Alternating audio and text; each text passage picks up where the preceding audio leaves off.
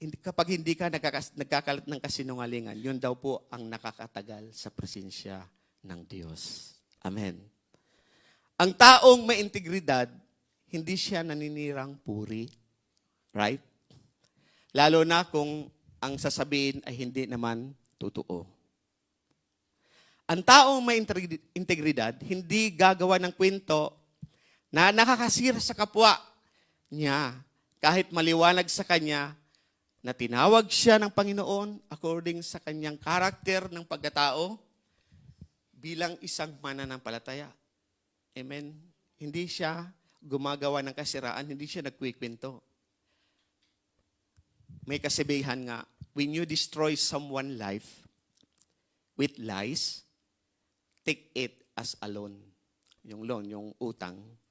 It will come back to you with interest. Amen. Amen. Golden rule po yun. Sabi nga, do not unto others do what you want others to do unto you. Tama. Okay? Huwag mong gawing sa iba kung ayaw mo naman bumalik sa iyo. Amen. Kung anong ginawa mo niyo sa iyo, kasama pa with interest, sabi ng Lord, kung gagawa ka naman, huwag ka nang gumawa. Okay? Dapat ma-hold natin yung sinatawag na with integrity. Okay?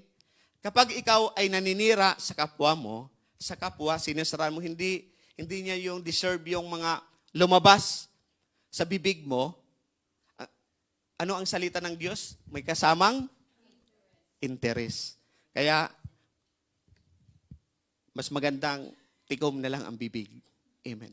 A person with integrity does not gossip. Amen.